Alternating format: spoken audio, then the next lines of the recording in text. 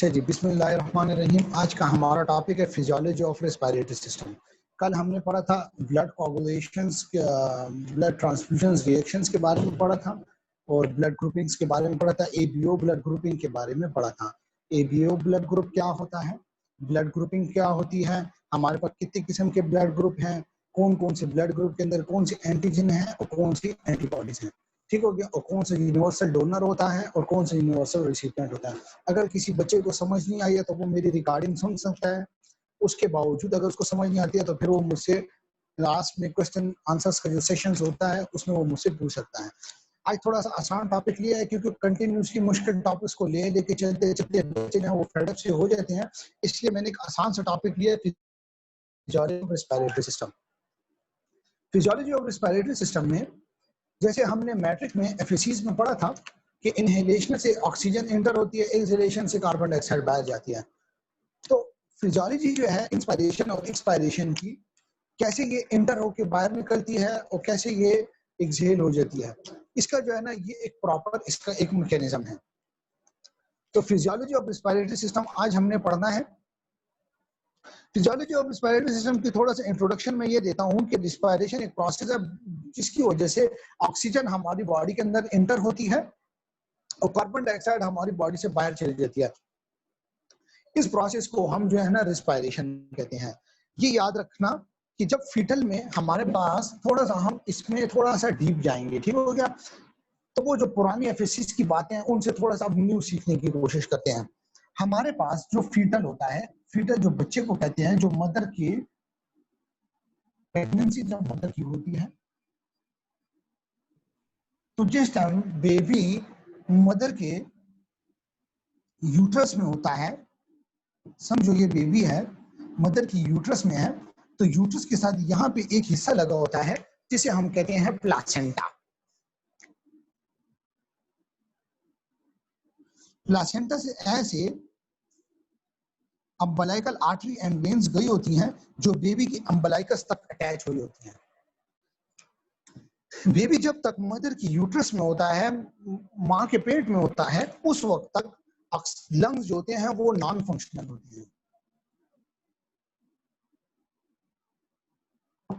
Lungs जो होते हैं वो नॉन फंक्शनल होते हैं, लेकिन ये ऑक्सीजन और कार्बन डाइऑक्साइड कैसे लेता है, ये थ्रू इस अम्बलाइकल आर्टरी, और ये अम्बलाइकल आर्टरी प्लासेंटा के जरिए माँ से बाहर निकल जाती है। तो प्रॉपर रोल जो है उस वक्त इनकी माँ अदा कर रही होती है, जिसके अंदर प्लासेंटा मौजूद होता है, umbilical artery and umbilical when baby के अम्बलाइकस के साथ अटैच होती हैं और वो बेबी को ऑक्सीजन भी प्रोवाइड कर रही होती हैं और कार्बन डाइऑक्साइड भी प्रोवाइड कर रही होती हैं। तो याद रखना कि हमारे पास फीटल के अंदर मदर में जब मदर प्रेग्नेंट होती है तो बेबी का जो उस वक्त लंग्स होते हैं वो नॉन फंक्शनल होते हैं और इसको हम इंट्रायूट्राइन लाइफ कहते हैं।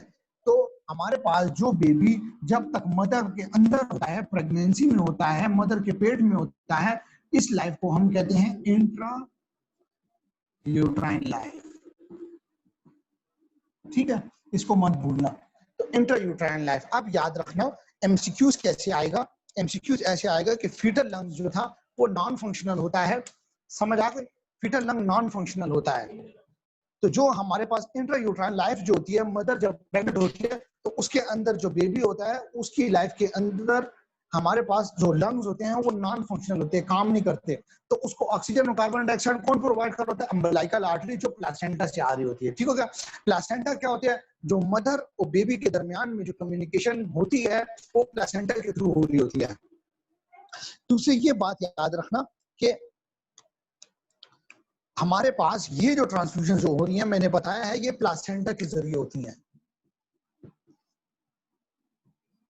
मैं एक दफा फिर बताता हूं, हमारे पास बेबी के रेस्पिरेटरी सिस्टम जो है नॉन फंक्शनल होता है। ये अपने पास सारे एक एमसीक्यूज लिख लो। रेस्पिरेटरी जो लंग्स होते हैं, लंग्स नॉन फंक्शनल होते हैं। मदर के अंदर जो प्लासेंटा होती है उससे अम्बलाइकल आर्टरी एंड वेन जाती है जो बेबी के अम्बलाइकस के साथ अटैच होके इसके अंदर डिसोसिएशन करती है ऑक्सीजन एंड कार्बन डाइऑक्साइड की, इसलिए ये नॉन फंक्शनल होती है। लेकिन जब बेबी डिलीवर्ड होता है, डिलीवर होने के बाद जो पहली ब्रेथ साउंड लेता है, अंदर अपनी तरफ सांस खींचता है, तो उसके अंदर दो चीजें उस वक्त बहुत इंपॉर्टेंट होनी चाहिए। एक हमारे पास सर्फएक्टेंट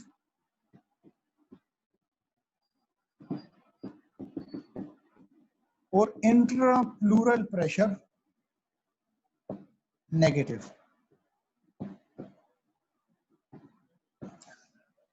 सर्फएक्टेंट क्या चीज है? सर्फएक्टेंट ये चीज है कि हमारे पास जब भी बेबी जब अंडर डेवलपमेंट होता है, मदर की प्रेगनेंसी के दौरान, मदर के पेट के अंदर जब होता है, तो उसके अंदर टाइप 2 एल्वियोलर सेल्स जो हैं वो हमारे पास नीमोसाइट्स बनाते हैं, और ये नीमोसाइट्स जो हैं, टाइप 2 एल्वियोलर सेल्स जो नीमोसाइट्स हैं, ये हमारे पास सर्फएक्टेंट की प्रोडक्शन करते हैं। जब सर्फएक्टेंट की प्रोडक्शन होती है तो ये सर्फएक्टेंट जो है ये क्या करता है, ये रिड्यूस करता है सरफेस टेंशन को। जब सरफेस टेंशन रिड्यूस होती है तो ये हमारे पास लंग्स के अंदर जो एल्वियोलाई हैं उनको कोलैप्स होने से बचाता है, फटने से बचाता है, सुखड़ने से बचाता है। तो ये रिड्यूस करता है सरफेस टेंशन। समझ आ रही है बात की? सर्फएक्टेंट का क्या काम है इब्राहिम? ये काम है कि ये हमारे पास टाइप 2 एल्वियोलर से बना है।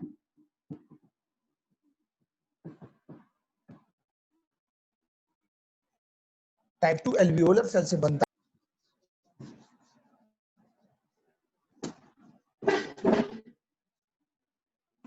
टाइप 2 एल्वियोलर सेल से बनता है,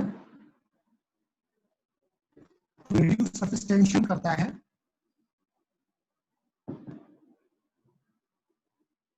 जिसकी वजह से हमारे पास लंग्स जो हैं, एल्वियोलाई जो होते हैं, वो कोलैप्स होने से बचाता है।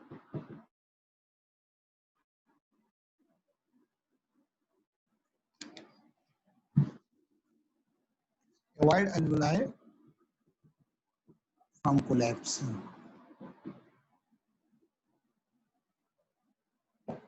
तो ये जो चीजें हैं, इसके अलावा हमारे पास इंट्राप्लूरल प्रेशर, ये तो सर्फएक्टेंट के बारे में हो गया।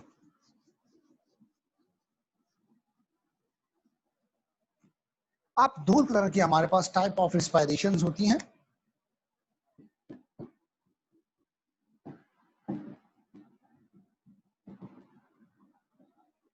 एक हमारे पास इंटरनल रेस्पिरेशन होती है,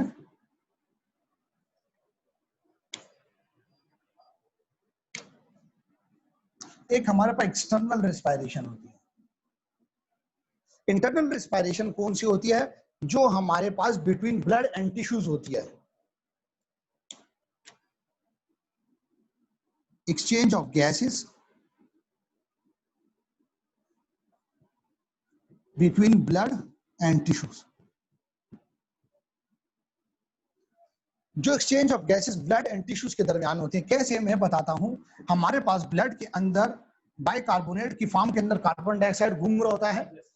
जब वो हमारे पास लंग्स में आता है, एल्वियोलाई के करीब आता है, तो कार्बन डाइऑक्साइड में शिफ्ट होता है। समझो ये एल्वियोलाई है, तो कार्बन डाइऑक्साइड यहाँ से शिफ्ट हो जाता है और ऑक्सीजन वापस अंदर आ जाता है। तो ये ब्लड एंड टिश्यूज के दरमियान में जो शिफ्टिंग हो रही होती है, मसलन ये टिश्यू है, ये सेल है, यहाँ से कार्बन डाइऑक्साइड यहाँ पे आया ब्लड में और ऑक्सीजन यहाँ पे चलेगा। तो ये जो एक्सचेंजिंग ऑफ टिश्यू है ये इंटरनल है, और जो बॉडी के बाहर से हो रही होती है उसे हम एक्सटर्नल कहते हैं। तो एक्सटर्नल एक्सचेंज क्या है? जो बाहर एटमॉस्फेरिक के साथ हो रही होती है, मसलन यहाँ से oxygen and carbon dioxide between lungs and blood. अच्छा, ये लंग से ब्लड में गया, लंग से ब्लड में ऑक्सीजन आई और ब्लड से लंग्स में कार्बन डाइऑक्साइड निकल गया, तो ये एक्सटर्नल हो गई।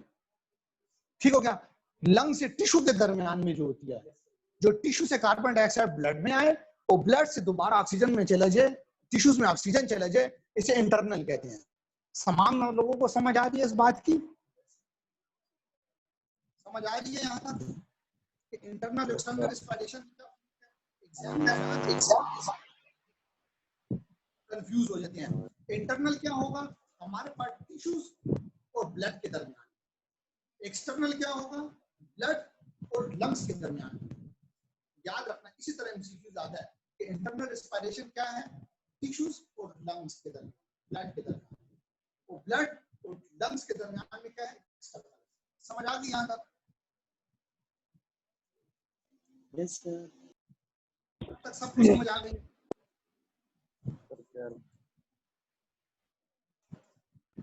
Yes sir. ओके, तो ये हमारे पास दो किस्म की रिस्पायरेशन थी, टाइप ऑफ रिस्पायरेशन इंटरनल है, एक्सटर्नल। ठीक हो गया। अब थोड़ा सा आगे चलते हैं।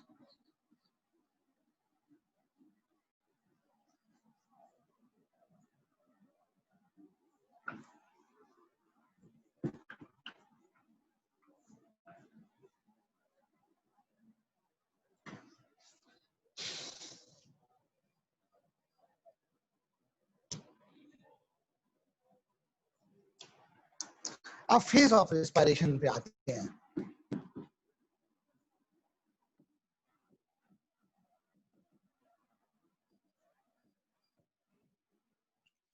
फेज ऑफ रिस्पायरेशन क्या है?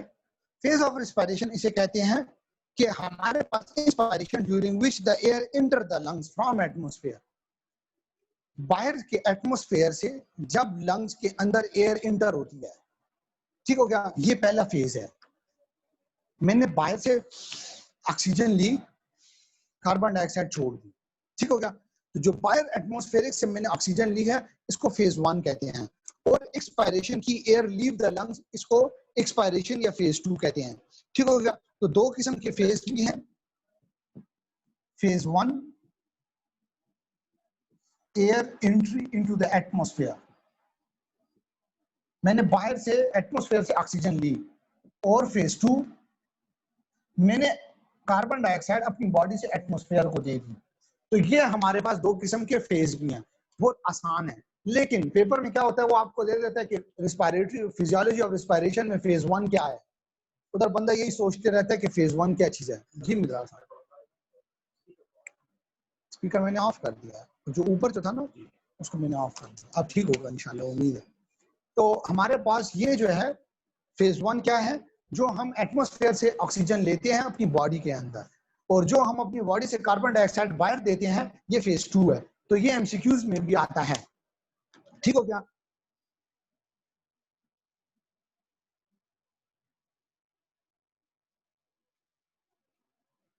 तो ये हमारे पास फेज हो गए।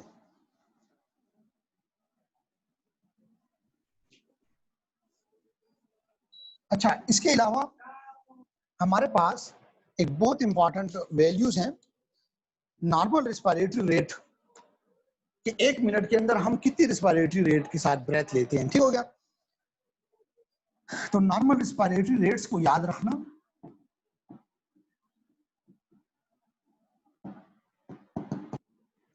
जो हमारे पास बेबी न्यू बॉर्न होता है,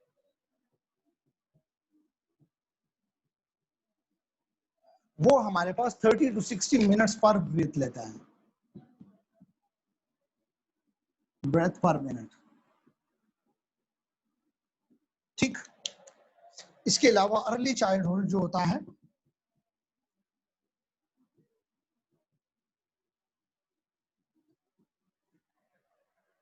वो हमारे पास 20 to 40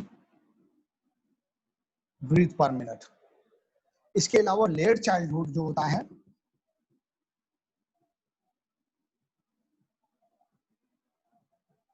वो हमारे पास 15 to 25 ब्रेथ पर मिनट। और जो एडल्ट होते हैं, जैसे हमारे उम्र के जो बलोगत के बाद के एडल्ट होते हैं, वो हमारे पास 12 to 16 ब्रेथ पर मिनट लेते हैं। 12 to 16 breath per minute.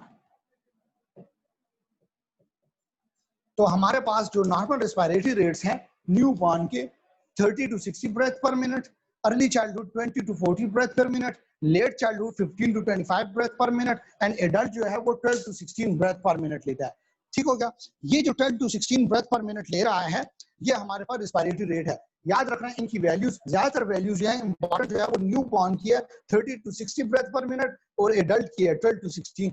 MCQs में ज्यादातर यही ब्रेथ पर मिनट आती हैं। एडल्ट हो गई और न्यू बॉर्न की। Newborn 30 to 60 breath per minute लेता है, और एडल्ट जो है वो 12 to 16 ब्रेथ पर मिनट लेता है। ठीक हो गया। ये हमारे पास इनकी वैल्यूज हैं, जो अपने पास नोट करके लिख लो। ठीक हो गया।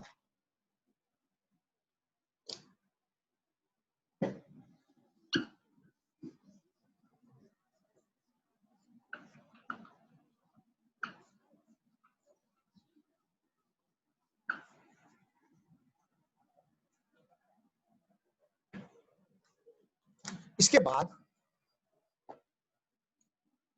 ये हमारे पास 2 लंग्स हो गए,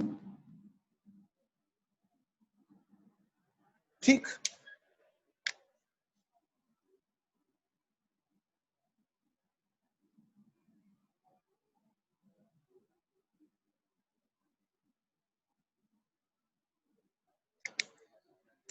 ये जो मैंने 2 लेयर्स बनाई हैं, एक लेयर होगी पेराइटल लेयर, ये विसरल लेयर होगी। इन 2 लेयर्स के दरमियान में हमारे पास ये जो स्पेस है, ये विसरल लेयर ऑफ प्लूरा हो गई, ये पेराइटल लेयर ऑफ प्लूरा हो गई। इन दोनों के दरमियान में जो स्पेस है, इसे क्या कहते हैं? Intra plural space.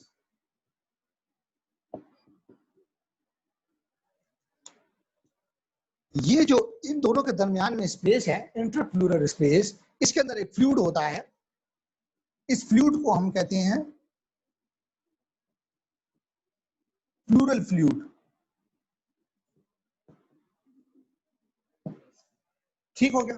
ये बहुत इंपॉर्टेंट है जो मैं अभी बता रहा हूं, सुनते जाओ अभी। सबसे पहले मैंने 2 लंग्स बनाए, एक लंग्स और दूसरा लंग्स। इसी तरह दूसरे में भी है, एक जो लेयर बनाई है पहले पेराइटल लेयर, फिर दूसरी जो है विसरल लेयर। पेराइटल लेयर जो होती है वो आउटर लेयर होती है, विसरल लेयर जो होती है वो बिल्कुल ऑर्गन के साथ एडहेरेंट होती है, अटैच होती है। एडहेरेंट का मतलब इन दोनों के दरमियान में जो स्पेस होती है उसे प्लूरल स्पेस कहते हैं। इनके दरमियान में जो फ्लूइड होता है उसे प्लूरल फ्लूइड कहते हैं। प्लूरल फ्लूइड जो होता है, यहाँ पे हमारे पास नेगेटिव प्रेशर होता है, नेगेटिव प्रेशर होता है। नेगेटिव प्रेशर का क्या मतलब कि हमारे पास एटमॉस्फेयर से यहाँ पे जो प्रेशर होता है वो कम होता है। बाहर का जो प्रेशर है उस स्पेस के अंदर का प्रेशर है वो नेगेटिव होता है, ताकि प्रॉपर लंग कंट्रैक्शन कर सके और रिलैक्सेशन कर सके। अगर नेगेटिव प्लूरल प्रेशर नहीं होगा तो लंग्स जो हैं वो against the atmospheric pressure rupture हो जाएंगे या कोलैप्स हो जाएंगे। समझ आ रही है? अगर बाहर का सुनो, अगर बाहर प्रेशर +1 है और अंदर प्रेशर -1 है तो मैं प्रॉपर सी इंस्पायरेशन कर सकूंगा, नेगेटिव प्रेशर और नेगेटिव हो जाएगा। लेकिन अगर पॉजिटिव और पॉजिटिव दोनों प्रेशर एक हो गए तो ये इंस्पायरेशन नहीं हो पाएगी, बिल्कुल भी नहीं होगी इंस्पायरेशन। इसलिए रब करीम ने ये बनाया है कि जो हमारे पास स्पेस बनाई है उस स्पेस के अंदर नेगेटिव प्रेशर बिल्ड किया है, और ये नेगेटिव प्रेशर जो है बाहर के प्रेशर से इसलिए नेगेटिव है ताकि ये लंग्स को कोलैप्स होने से बचाए। तो याद रखना कि प्लूरल फ्लूइड के अंदर जो प्रेशर होता है वो नेगेटिव होता है, सबसे पहली बात। और इसका क्या फंक्शन है? ये हमारे पास लंग को कोलैप्स होने से बचाता है। इसके 2 ही फंक्शन है, एक ये नेगेटिव होता है प्रेशर और ये पॉजिटिव नहीं होता, एटमॉस्फेरिक से ये कम होता है, और ये हमारे पास लंग को कोलैप्स होने से बचाता है। इसके 2 ही फंक्शंस बहुत इंपॉर्टेंट है। इसलिए फिजियोलॉजी और रेस्पिरेटरी सिस्टम में याद रखना कि कोई भी आप लोगों से पूछे कि हमारे पास प्लूरल स्पेस के अंदर प्रेशर क्या होता है तो वो नेगेटिव होता है, और नेगेटिव प्रेशर इसलिए होता है ताकि वो लंग को कोलैप्स होने से बचाए। तो हमारे पास जैसे वो एनाटमी है वो तो आप लोगों को एजाज साहब ने पढ़ाई होगी कि लंग्स हैं, एल्वियोलाई हैं, ब्रोंकियल ट्री है, तो वो पढ़ाने की कोई जरूरत नहीं है। कल मैं इंशाल्लाह आप लोगों को जो non respiratory functions of respiratory tracks हैं वो आप लोगों को पढ़ाऊंगा मैं इंशाल्लाह। तो आज तक के लिए फिजियोलॉजी, न्यूनेटल फिजियोलॉजी जो हमने पढ़ी है कि वो कैसे होता है, रिस्पायरेटरी रेट्स पढ़े हैं, फेज पढ़े हैं, और हमने आज टाइप्स ऑफ रिस्पायरेशंस पढ़ी हैं। आज मैं इसलिए नॉन रिस्पायरेटरी फंक्शंस नहीं पढ़ा रहा हूँ कि फिर इन दोनों में आप लोग पजल हो जाओगे। अभी किसी का कोई सवाल है तो मुझसे पूछ सकते हैं। शाबाश, साहब को कहीं कि वो रिकॉर्डिंग बंद कर।